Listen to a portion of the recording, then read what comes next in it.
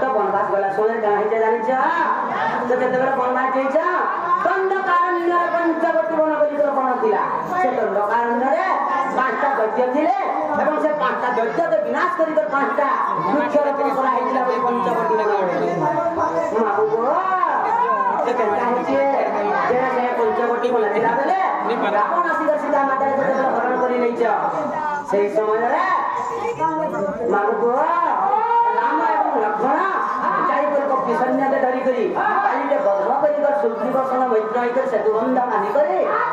पूजे तबले जाइछ केनके लंका नगर को प्रवेश करी जा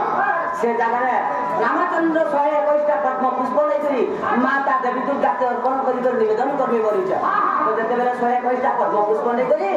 दुर्गा के चढ़ानी बोली कर जते बेला कोनी कोनी चढ़ब जा से जगह रे केनता है सही समय रे 119 टा पद्म पुष्प ला पूरा पुष्प के माता गुप्त कर लै छ दुईटा पद्म फूल के गुप्त कर दी हां तो जते बेले रामचंद्र केनता बोले ये हस्त पे उडे पद्म पासा बागत मध्ये उडे पद्म पासा एवं नेत्र उडे मध्ये पद्म तो केनता बोले सांगर पाछू पद पडले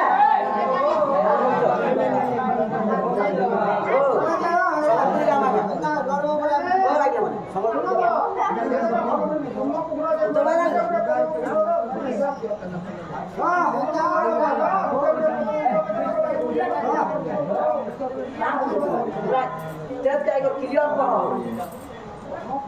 वो भाई को के दिले कहां बोले पूजा ये ब्रह्मांड में जन्म वाला है पद्म पुष्प ने को हमारे पद्म पुष्प ने तो माता देवी दुर्गा के अर्पण करी थी 108 पद्म पुष्प भगवान वो बिया के 108 पद्म पुष्प खाए बड़ा गया शिवलिंग ने चढ़ाई थी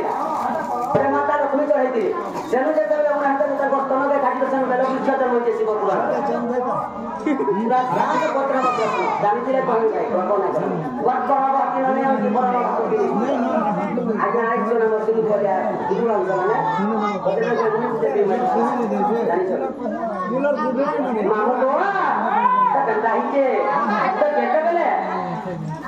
119 पद्म पुष्प आला सही समय के दाई के तो ये आखिर में पद्म बोला तो बात बोला रामचंद्र के तो लाठी काटी बोले माता देवी दुर्गा के भाग ले बोले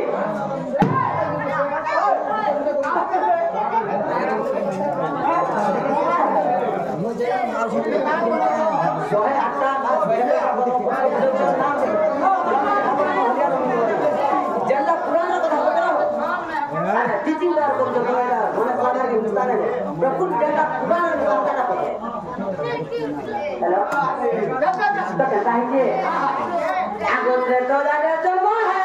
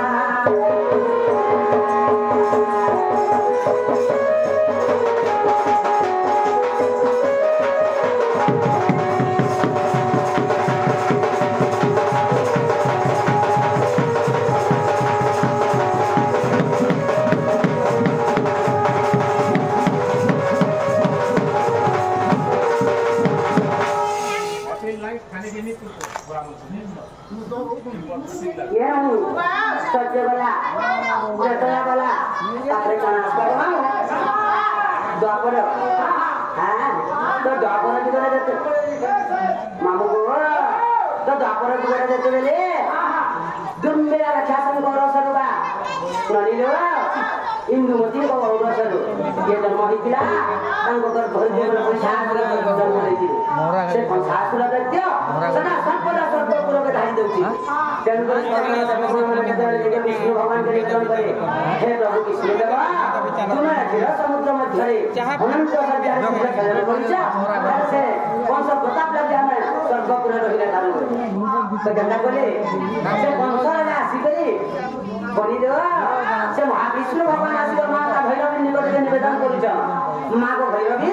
তুই যাইকি গোপর্ণপুরের বিজুলি কন্যা রূপে জন্ম হব বাচে নন্দ যশোদা ঘরে বিজুলি কন্যা রূপে জন্ম হব আর মুই যাইকি পঞ্চকন্যা ঘরে তা দেবকী উদরু কৃষ্ণ রূপে জন্ম হওয়ার সেখানে বংশকে বিনাশ করিব